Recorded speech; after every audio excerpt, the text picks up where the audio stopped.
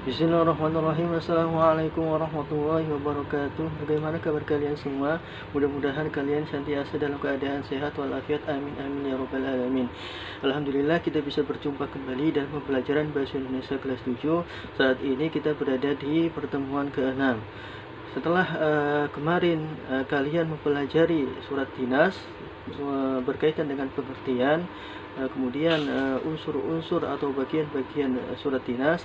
Untuk hari ini kita akan belajar tentang surat pribadi. Apa itu yang dimaksud dengan surat pribadi dan apa saja unsur-unsurnya atau bagian-bagian surat pribadi? Simak terus ya video kali ini.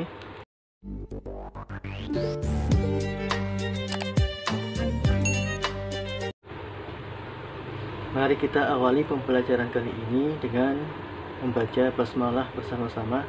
Bismillahirrahmanirrahim. Selanjutnya yaitu ke pembahasan inti, yaitu mengenai surat pribadi. Apa yang dimaksud dengan surat pribadi? Surat pribadi adalah surat yang dikirim oleh seseorang kepada orang lain yang isinya bersifat pribadi, ya. Berbeda dengan surat dinas, maka bersifat kedinasan, ya. Seperti itu. Jadi surat pribadi itu adalah surat yang dikirim oleh seseorang kepada orang lain yang isinya bersifat pribadi.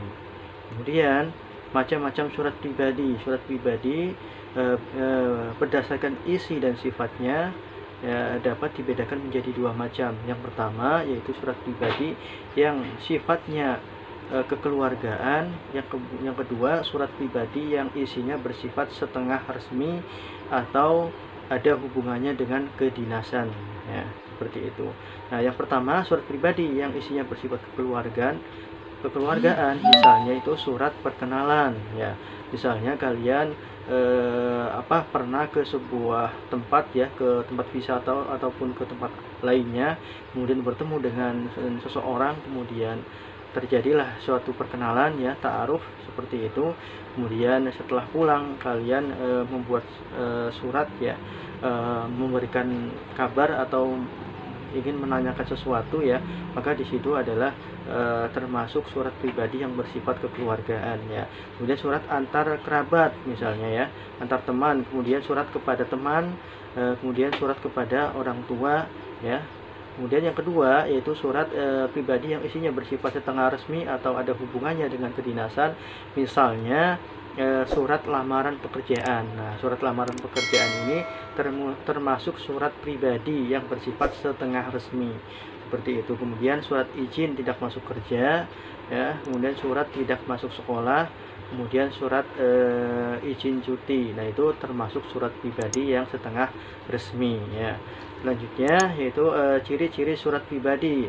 Ya, surat pribadi itu mempunyai ciri-ciri yaitu sebagai berikut. Yang pertama, tidak mempunyai kop surat, ya. Berbeda dengan surat dinas, ya, tentunya ada, ya, seperti itu. Kemudian yang kedua, tidak mempunyai nomor surat. Yang ketiga, salam pembuka maupun penutup sangat beragam dan lebih bersifat santai, non formal, ya. Karena ini surat pribadi, jadi sedikit bebas, ya. Kemudian dalam penggunaan bahasanya itu bebas, artinya maksudnya tidak baku, ya, sesuai dengan keinginan si penulis, ya. Jadi surat pribadi itu tidak wajib menggunakan bahasa resmi, biasanya sesuai dengan bahasa penulisnya, ya. Misalnya orang Kuningan, orang Sunda, dia membuat surat untuk temannya menggunakan bahasa Sunda, ya, sah-sah saja, boleh-boleh saja, ya, karena bukan termasuk bagian dari surat dinas, ya. Kemudian format surat bebas, ya, berbeda dengan surat dinas.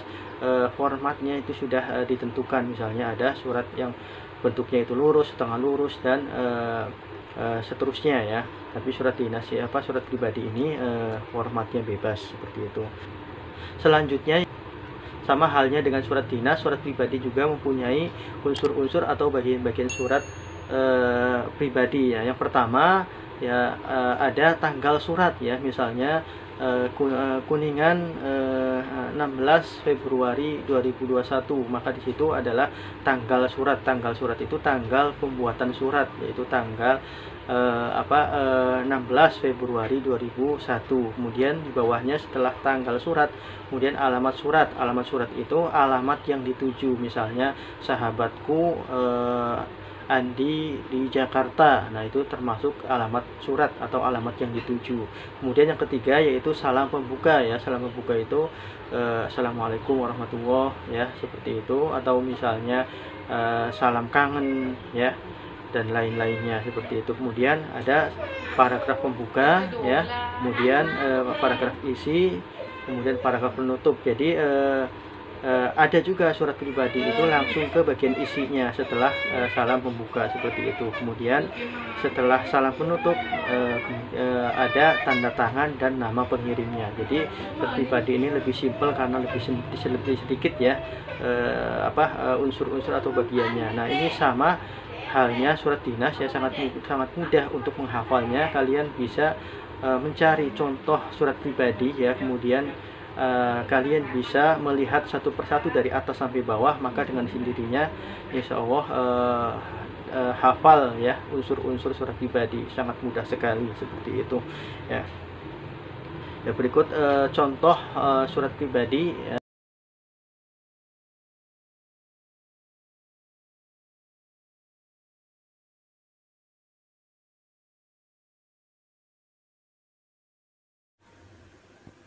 Ya, ini adalah contoh surat pribadi ya. Kita bisa melihatnya dengan jelas ya. Kita lihat paling atas Kota Raja, 21 Maret 2007 ya.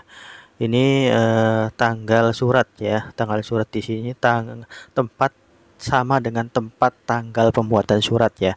Tempatnya yaitu Kota Raja, tanggal pembuatan suratnya tanggal 21 Maret 2007. Nah, di sini yang menulis surat itu adalah Marina Pertiwi ya, ditunjukkan kepada Rina ya, kepada Rina yang berada di Kota Raja ya. Kemudian sahabatku, Rina di Kota Raja. Nah, ini adalah alamat surat ya. Alamat surat itu sama dengan alamat yang dituju. Kemudian di bawahnya lagi salam persahabatan, itu adalah salam pembuka. Salam pembuka dalam surat pribadi ini sangat beragamnya. Bisa Assalamualaikum warahmatullahi wabarakatuh, bisa salam hangat ya, salam kangen, dan lain-lainnya ya. Kemudian di bawahnya ini paragraf pertama, hai apa kabar, bagaimana keadaanmu, nah dan seterusnya ya. Itu adalah paragraf pembuka ya, paragraf pembuka. Kemudian yang di paragraf kedua ya, Rina sahabatku yang baik, sejak kita berpisah banyak hal yang terjadi di sini, dan seterusnya. Ini adalah paragraf isi ya, atau sama dengan isi surat ya, atau pokok surat ya.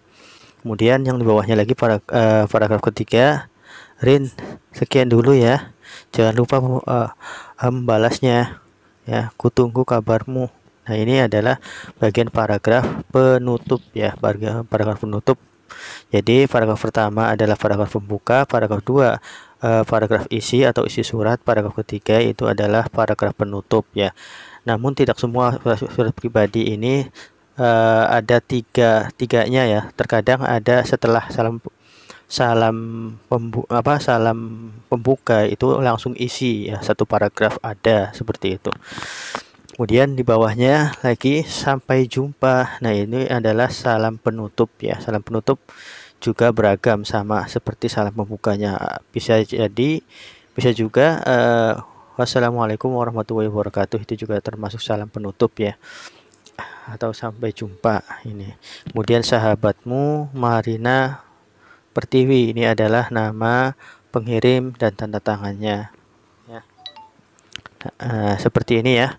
Jadi kita dengan melihat contoh real surat pribadi ini, kita bisa hafal dengan sendirinya unsur-unsur surat pribadi atau bagian-bagian surat pribadi, yaitu yang pertama tanggal surat, yang kedua alamat surat, yang ketiga salam pembuka, yang keempat paragraf pembuka, yang kelima paragraf isi, yang keenam paragraf penutup, yang ketujuh salam penutup, yang kedelapan tanda tangan, yang selanjutnya adalah nama pengirim ya. Jadi sangat mudah seperti itu. Mudah-mudahan kalian bisa memahami mengenai surat pribadi ini.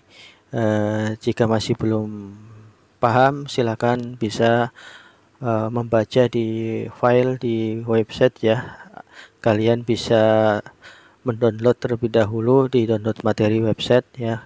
Kemudian jangan lupa mengerjakan tugasnya di sana dengan membuka link yang ada di dalam file tersebut ya. Jika link tidak bisa dibuka, kalian bisa minta kembali kepada guru yang bersangkutan ya, bisa ke saya atau bisa ke Ustadz Harminoto ya.